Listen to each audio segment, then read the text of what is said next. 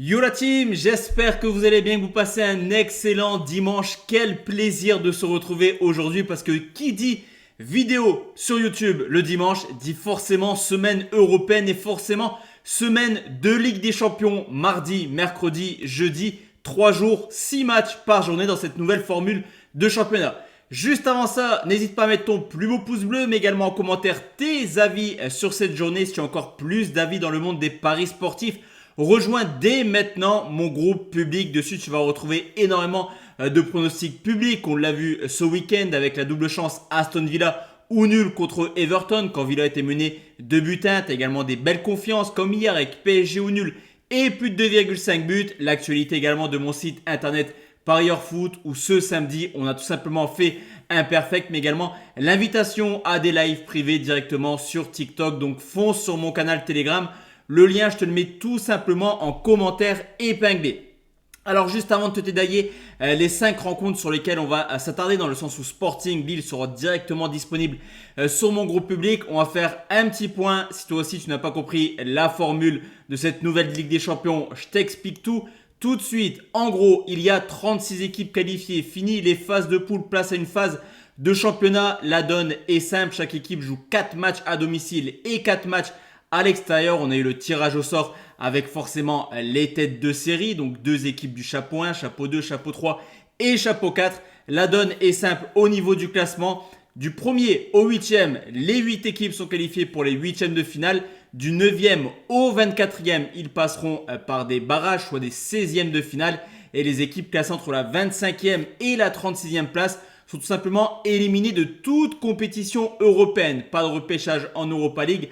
Pas de repêchage en Conference League. On verra un petit peu l'an prochain. Il faudra à peu près combien de points pour terminer dans le top 8. À vue d'œil, je dirais qu'avec 16-17 points, tu devrais logiquement terminer dans le top 8. Donc, obligation de faire tout simplement des perfects à domicile. On commence tout de suite avec la Juventus de Turin qui reçoit le PSV Eindhoven. Début de saison plutôt cohérent pour l'instant pour Thiago Motta à la tête de la Juve. 4 matchs de championnat, 2 victoires, 2 matchs nuls et surtout toujours 0 but encaissé. Le seul défaut qu'on peut un peu trouver à cette équipe de la Juve, c'est au niveau offensif, même s'ils avaient commencé la saison par 3 buts marqués contre Com et 3 contre le Las Vérone. Ça reste une équipe qui se crée quand même très peu d'actions. À côté de ça, le PSV, c'est tout simplement une machine de guerre en championnat. On le voit encore une fois en ce début de saison. Pour l'instant, c'est un perfect avec déjà quasiment 20 buts marqués en championnat. Mais attention, parce qu'on l'a vu également l'an passé en Ligue des Champions, c'est totalement différent quand le niveau montre de 2-3 crans avec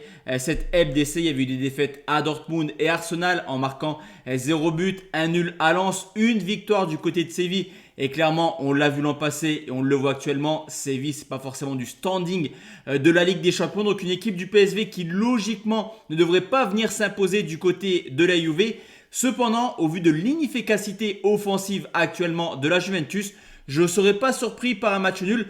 Donc je vais prendre Juve ou nul et moins de 3,5, c'est coté à 1,81. On enchaîne avec les Young Boys de Berne qui jouent contre Aston Villa après plusieurs années d'absence. Aston Villa retrouve la Ligue des Champions. Très belle performance pour les Anglais, terminés devant des équipes comme Chelsea, Tottenham ou Newcastle. Honnêtement, c'est pas anecdotique et d'ailleurs tout se passe plutôt bien en ce début de saison pour les Villains. 4 matchs de championnat, 3 victoires, une seule petite défaite. C'était contre Arsenal sur le score de 2-0 à domicile. Et le côté positif de Villa, c'est que pour l'instant, sur cette saison, il reste quand même sur 2 victoires à l'extérieur en championnat. À côté de ça, ok, les Young Boys de Berne ont sorti Galatasaray, mais c'est un début de saison plutôt poussif quand même pour les Suisses qui enchaînent les contre-performances. 7 matchs en défaite, c'est une certitude. Cette équipe ne perd plus actuellement, mais avec beaucoup de matchs nuls et 2 matchs de coupe contre des équipes de division mineure. En plus de ça, Berne encaisse énormément de buts actuellement, seulement 2 clean sheets sur les 10 matchs officiels. Quand on connaît le potentiel offensif de Villa, ça pourrait faire mal. Mais on l'a vu contre Galatasaray, Berne est capable de hisser son niveau de jeu en Ligue des Champions. Donc sur ce coup, en prendre les 2 marques à 1,46, ça me paraît pas mal du tout. Le Milan AC qui reçoit Liverpool, 2 clubs qui ont vécu un week-end totalement différent. Pour le Milan, première victoire en championnat contre Venezia sur le score de 4-0. Pour Liverpool, c'est une toute autre histoire, un défaite 1-0 à domicile contre Nottingham, une défaite qui fait mal car pendant ce temps-là, City enchaîne les victoires, forcément, ça va être un Liverpool totalement différent des années précédentes avec le départ de Jürgen Klopp. Cette équipe va devoir se réadapter entre guillemets à une nouvelle tactique et au fur et à mesure ça va être plutôt la pointe d'Arne Slot qui va devoir un petit peu marquer du côté de Liverpool. Pour le Milan AC à domicile, ça reste quand même une valeur sûre, on va le dire, on peut le dire. Seulement 3 défaites l'an passé en championnat, un parcours en Ligue des Champions plutôt honorable, une victoire, un nul, une défaite avec une victoire de prestige contre le Paris Saint-Germain. Et sur ce coup, c'est vraiment les cotes qui m'impressionnent quand je vois Liverpool coté à 1,80 du côté de Milan. Je trouve que la cote elle est quand même assez basse. Donc je vais me jeter sur une value bet qui pour moi est Milan ou nul, c'est coté à 1,78. On le sait, Liverpool est beaucoup plus à l'aise à domicile qu'à l'extérieur. Je ne vous apprends rien. On enchaîne avec le Bayern Munich qui reçoit le Dynamo Zagreb, une équipe du Bayern qui est tout simplement spécialiste forcément des phases de poule. Alors je te l'ai dit, cette année ça change, mais ça montre quand même une équipe du Bayern qui rentre très bien dans la compétition. Sur les 6 dernières éditions, 32 victoires, 4 nuls, 0 défaite lors des phases de poule. Donc on l'a compris. Cette équipe du Bayern, c'est une valeur sûre quand l'adversaire est supposé être plus faible. On le voit également en championnat pour l'instant.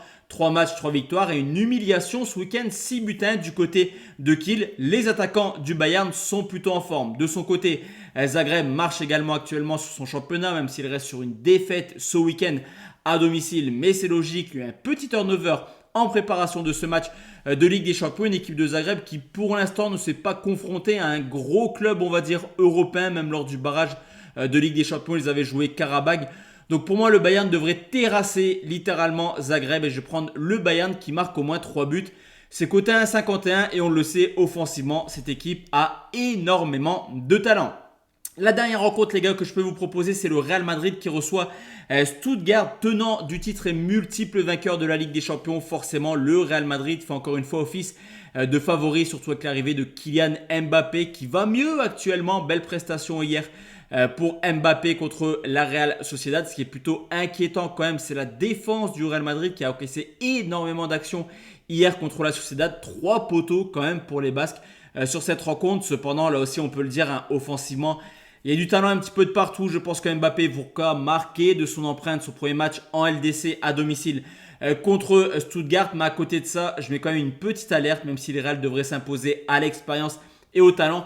Cette équipe de Stuttgart, elle est capable de faire des coups à l'extérieur. On l'a vu l'an passé à Leverkusen, un match nul, 2 buts partout. On l'a vu également du côté de Dortmund avec une victoire 1-0. Je me suis tâté sur ce coup, je vous l'avoue. Je voulais vous proposer les deux équipes marquent, mais je me dis également que le Real Madrid est grandissime favori et je vois mal comment les Madrilènes pourraient perdre des points d'entrée de jeu. Donc on va prendre la victoire du Real et au moins 3 buts dans le match. Je vois même une petite victoire 2 buts 1 du Real, ça ne m'étonnerait pas du tout. Donc Real et plus de 2,5, c'est coté à 1,62.